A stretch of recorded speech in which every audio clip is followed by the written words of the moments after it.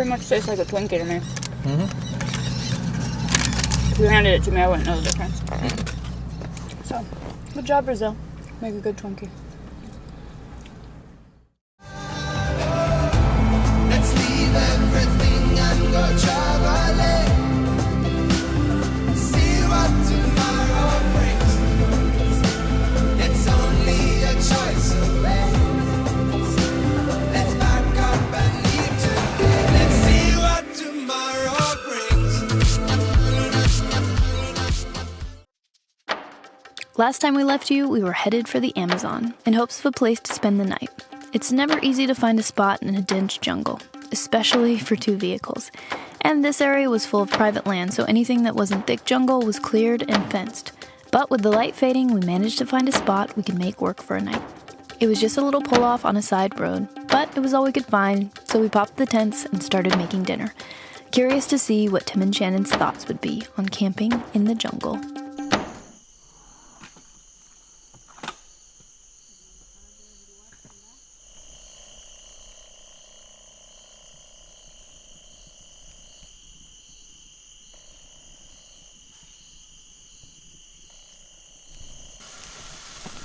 It's a nice headscarf. Thank you. Traditional wear in the jungle. I don't know if you know that. It's very Brazilian. One aspect of being in the jungle is the heat and humidity, and the other is bugs. On one hand, you feel like wearing as little as possible, and on the other hand, you want to avoid being eaten alive. It's a losing battle, so try as I might at first, I eventually give in and become one with the jungle. And I wasn't there just yet. All right, so we're in our jungle camp spot. Last night we had a visitor from a local Brazilian. And how's everyone feeling about their knowledge of Portuguese? You know, it's like Spanish, they say. No, it's not. Nope. At all. We didn't understand most of what he was saying, but I think he was telling us that we should learn Portuguese, that it's very complicated, and that other people will be mad at us if we don't speak any Portuguese. Yep. That's So- Gist of it. what I got too. Yeah. And then our vehicles are currently being attacked by every insect. For whatever reason, they really like the cars and all the smells. Yep. So we're hanging out about, 30 feet away. It's nice over here, Sort of. relatively speaking. Better than over there. Yeah. Where it's hot.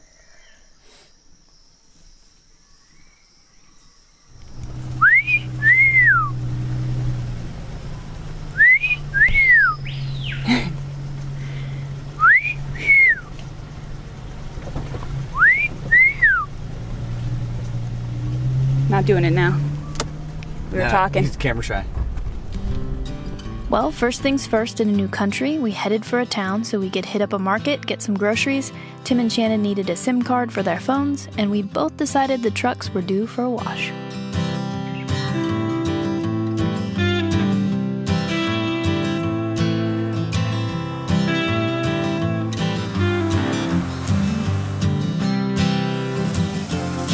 This car wash was clearly the local favorite, and for good reason. They were very thorough. Goose alone took them a good hour.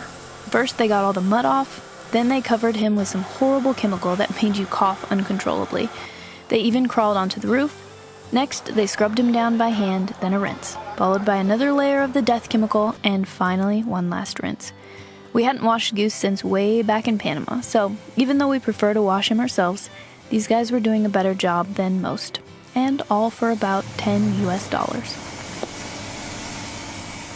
Well, with clean trucks and fresh supplies, we were on the road again, and this time headed toward the city of Rio Branco.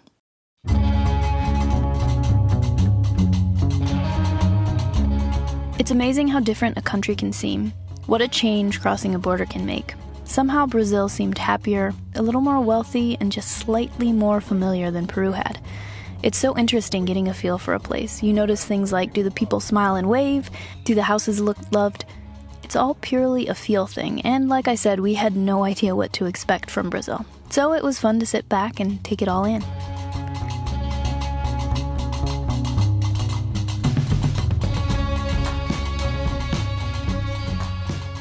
We expect bad roads and crazy drivers at this point, but it is always entertaining to see how seemingly unconcerned or unaware some drivers are. This guy was an especially awful driver, and then you add on the fact that he is towing an overloaded trailer with seemingly no suspension. He must have almost flipped it at least 5 times before I decided I should pick up the camera. Oddly, he didn't seem to notice how much the trailer was leaning and swaying, and wasn't about to change the way he would normally drive. But thankfully, we never did see it flip, which seemed like a miracle to me. Driving in these countries is never dull.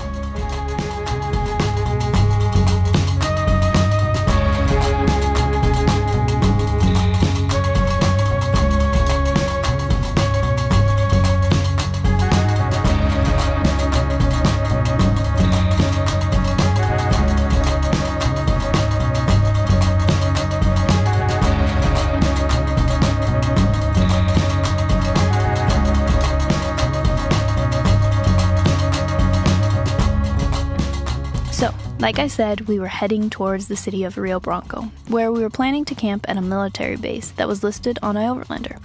After a few sweaty days in the jungle, a shower sounded pretty nice. Plus, we knew we wouldn't struggle to find a spot for 2 trucks there. Not to mention, it was en route to BR 319, which was the original reason for meeting up with Tim and Shannon and heading into this part of Brazil in the first place.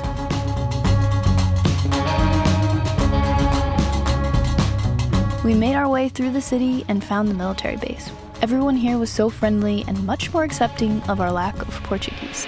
Okay, time for the first Brazilian beer. I know this is an amazing shot, but look at that weird little foil on the top. Okay. Seals in the freshness. And look how small it is. Random.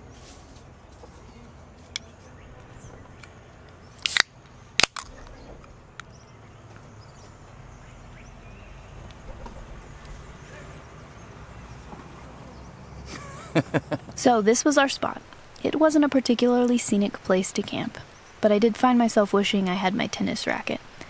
It had Wi-Fi, sometimes, cold showers, and it was pretty quiet most of the time.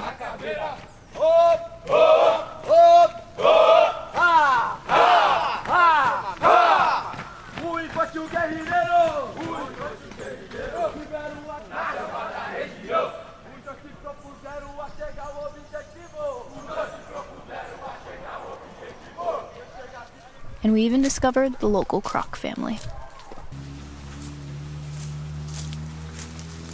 So this is a military base that we have been staying at. We stayed here 2 nights, just relaxed and got some work done. And there's a little lake, sort of. It's kind of, I wouldn't swim in it, but a lot of people are swimming in it, so I think it's fun. But it's just really murky and muddy. And there's a really clean pool back over there somewhere, over here, and bathrooms and stuff that are okay. It's pretty run down, but they all work. Tennis courts are behind us and another little bathroom and shower. Yeah, so we've camped here 2 nights. Not a bad place to be. I would not want to be here on the weekend because I think it's party central on the weekend, so it's pretty loud and busy. But during the weekday, it's been a nice stopover and not as many bugs as the jungle. So, and we still don't speak any Portuguese. I think we know 3 words. But everyone's been really nice and using Google Translate and stuff. So, pretty cool place. While we were here, we also all decided we were overdriving the BR 319. The more we researched it, the more it just seemed like a bad road when it was dry, and a nightmare if it was wet. If you like seeing vehicles stuck in mud, Google BR 319. And either way, it was all in a hot, sweaty, buggy jungle. Not to mention it headed in the wrong direction, meaning we would have to drive it twice. So instead of the 319, we opted to make tracks towards Bolivia and away from the Amazon. At least for now. We just went to a very fancy grocery store, and Very was it like fancy. the fanciest we've been to, I guess, since Lima, so it's not been that long. We're in but- Rio Branco, Brazil. Kind of it's the capital of this area, but because we're sort of in the very southern part of Brazil, it's not a big town. No. So we're talking sort of little jungle towns mostly. This is the big town, and it's still not that big. Everyone's super nice. We had 2 old ladies come up to us while we're walking in town yesterday and be like, Americanos? And it's funny they call us Americanos because we're all Americans, North, Yeah, it's like Central, South gringos America. kinda, But they say Americanos here. Whereas in other countries they've been like, you're Americanos too. Like we've heard it used both ways. Yeah. But then they're super excited, like, what do you think of Brazil? But they're speaking Portuguese. It's so different from Spanish. I thought there would It's be... actually not that different, like the words, but Yeah. the way they pronounce it, and they speak really fast. They and drop so it's letters like so and- hard to understand. And some stuff Yeah. is different, some stuff is the same. So like, Yeah. so a lot of times you can listen and sort of understand, but then like speaking, you're like, I wouldn't say a lot of times we can understand. no, I it's feel very like hard, but you can pick out words. occasionally, yeah. And you can usually get what somebody's saying now. We're getting better on the road of just inferring what the person might be asking us. Like, okay, they're interested in the truck. He's a guy. He's got a truck parked near us. Yeah. He's going to talk about trucks. Or, it's an older lady and she's like, is everything okay? What do you think of the country? Are you Yeah. enjoying it here? Where are you from? You can kind of guesstimate, and based off that, you can guess what they're saying. But it's been awesome. And now we are heading towards, we're heading basically east. And we're heading towards a little nothing town. Everyone we've asked about the crossing, and we asked some guy who was an off-roader, and he goes, I've never heard anyone crossing there into Bolivia. So it's definitely a small crossing we're going to. There's not much info on iOverlander, so we hope it works out. Yeah, we But it have should our be an visa, adventure. but we don't know if that'll be just that easy. I'm not sure. Yeah. I'm hoping because we have our visa in advance. Ours is like, oh, you actually did all the work in advance. Okay, go ahead. Yep, hopefully. We'll see. But that's the plan for today. Head towards Bolivia.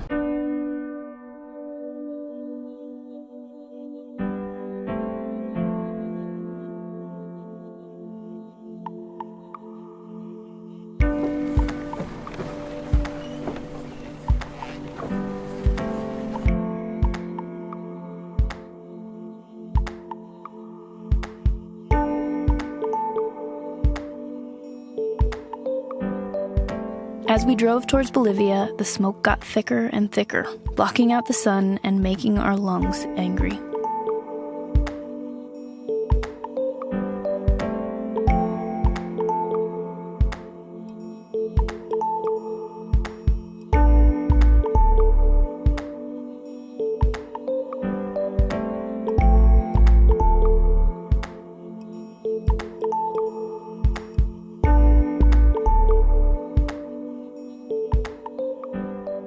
Well, we made it to the ferry, and now we're just in a line of trucks waiting, so we'll see how long it takes us to get across. It looks like there's some pretty big trucks waiting, so not sure how many big trucks the ferry can carry, or how long the ferry takes to get across the river, so might be here a while, not sure.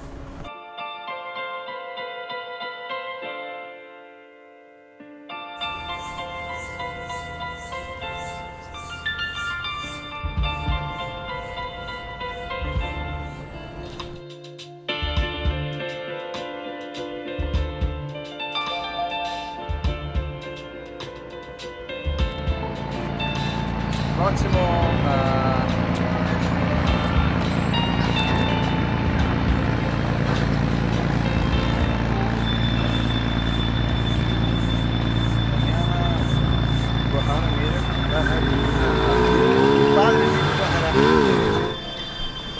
Well, we waited and the ship showed up, and then as we were getting on, the guy's like, oh, you don't have your slip of paper? So we couldn't get on the ferry that was there. We had to go pay, get a piece of paper. I thought we just paid when we got on. That's how it's been everywhere else. So no signs, and the trucks like blocked the whole front of the building, so we didn't even see that it was there. So now we have our slip of paper, and hopefully the next one we can get on. So that was easy. There's a sign telling you, camionetas, motobicicletas, the whole deal. It's close enough to Spanish to read, and there's even one that says SUV, so got it. 28. Yeah, so we can update iOverlander to help people, I guess, but just say 28 for Hilux, a Ranger, an SUV, a Combi, etc. We're close to all that. Unfortunately, the line was covering the little building that, like the line of Yeah. trucks, you couldn't see it. Yep.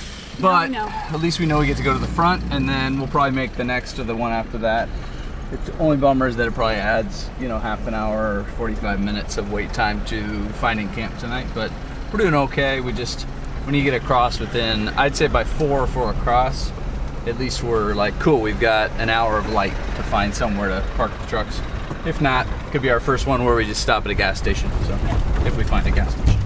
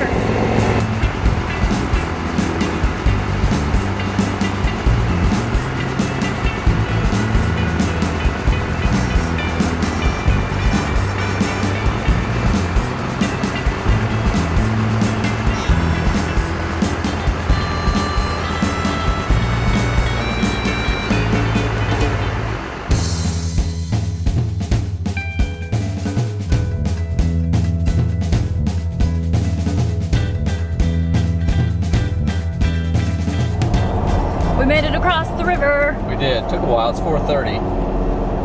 I mean, I'm not actually complaining. I'm just saying. It was fast for what it could have been, I For suppose. sure. Like, we got on the caught a ferry pretty ferry. much right away. Yep. We just had to turn around and go pay everyone. I thought you just paid the ferry guy, which is how the really small time ferries work. This is a government operated ferry, so you had to go back and get a piece of paper and tell them what size vehicle you had, pay. So, but we got on that very first one, really. So Yeah. not bad. It's a big river though. Now we're just going down the highway and everything's on fire. It's kind of sad. I mean, it's for farming and it's for cattle and it's for whatever.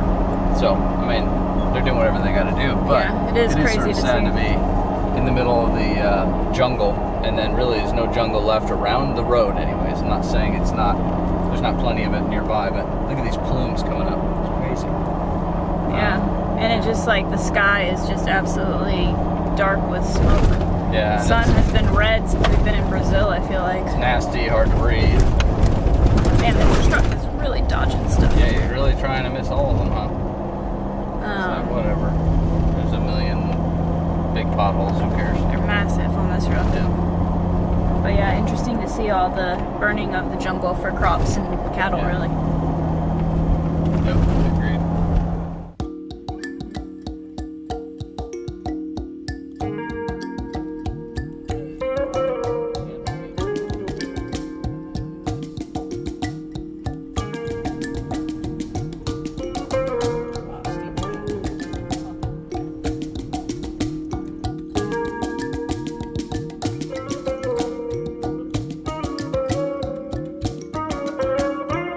So it's about 5 o'clock and we found a little dirt road and pulled off on that to see if hopefully we could find some place to sleep for the night.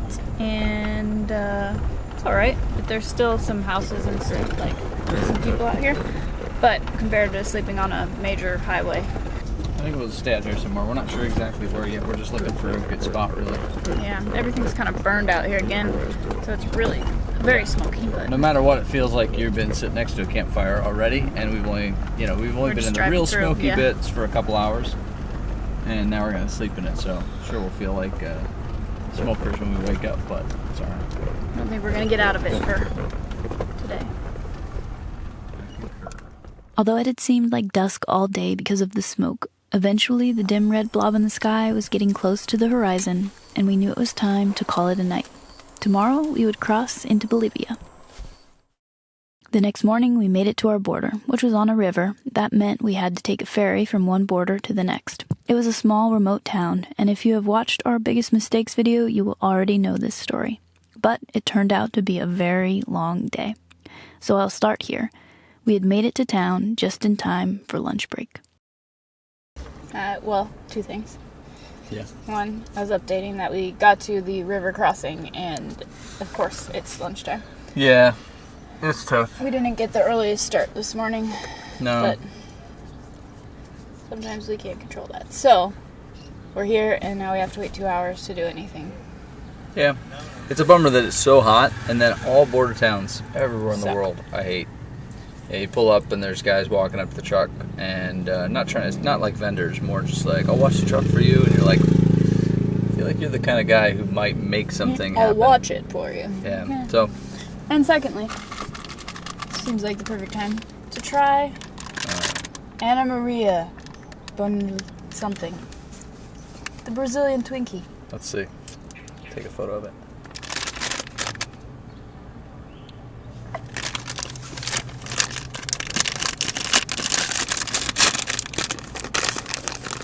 We'll note that they are not wrapped in a hard casing like regular Twinkies. They Sure look like it, just though. like a regular Twinkie. That's a familiar flavor. Although I haven't had a Twinkie in It's pretty good. 10 years.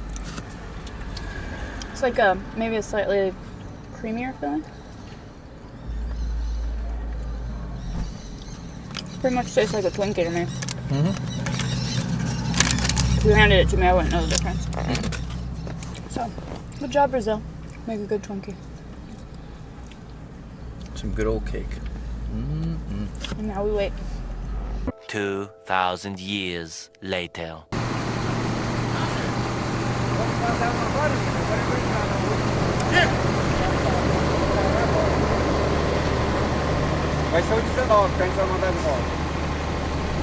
Okay, so I think we have our passports and everything that we need to exit Brazil done. And now we're just, I think, waiting for the ferry. Yeah, just waiting on the ferry. We have no idea. It's a private ferry. So, like, there's little ferries, really just boats with goods going across the river to Bolivia and back. We've seen a lot of people walking, going to Bolivia and back. The vehicle one, we just don't really know, because a couple people have crossed here before, but not many. I could see the ferry leaving right now, but it doesn't look very full, does it? There, it's empty. I don't know. So, we don't know what we're doing. Maybe it's inside?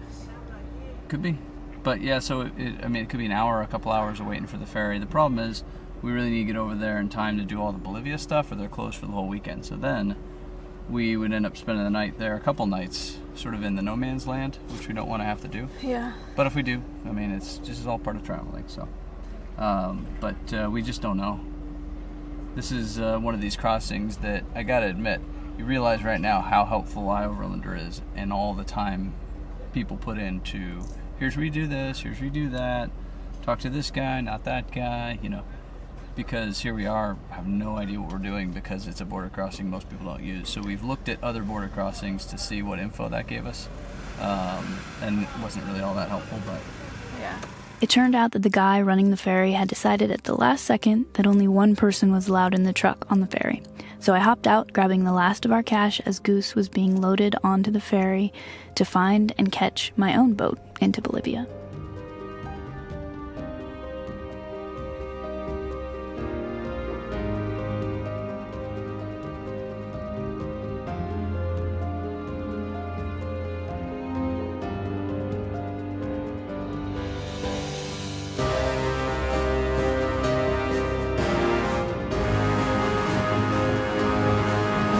Tim and Goose had made it. I arrived maybe 5 minutes later. We then headed to begin the process of checking into Bolivia. And this is where everything went downhill. They informed us that the Brazilian side had not stamped our passports. So we quickly made a plan. Tim would take both our passports and the little bit of cash, go back across the river and see if they would let him get both our passports stamped. I would stay with Goose until he got back, and if he was unable to get my passport stamped, I would then go back across the river myself, get my passport stamped, while Tim started working on getting Goose checked into the country. We knew we were quickly running out of time and cash, so I waited, but as soon as I saw Tim again, it was clear I would be making my way back across the river too. He handed me my passport and the cash. I handed him the keys and our file of paperwork. We wished each other luck and went our separate ways. Once I was across, I realized I didn't have any cell service and therefore no map. Luckily, I was pretty sure I remembered where the police department was and ran, hoping I was right. I was. I now had my stamp and sprinted back to the river, hoping I hadn't missed the last boat. I had made the boat, and as I was boarding, I couldn't help but wonder how close I was getting to the border guards calling it a night. All I could do was wait and hope. That ride seemed like the longest boat ride ever. And when I finally hopped off, I ran up the stairs to the immigration office where Tim was waiting. I had made it. I was officially in Bolivia. Whew.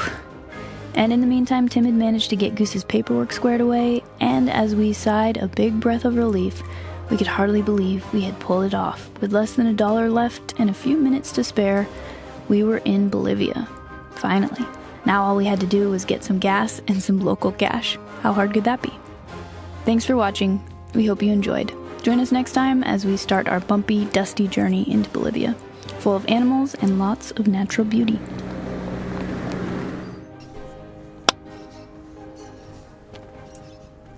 We're be into it, not sure.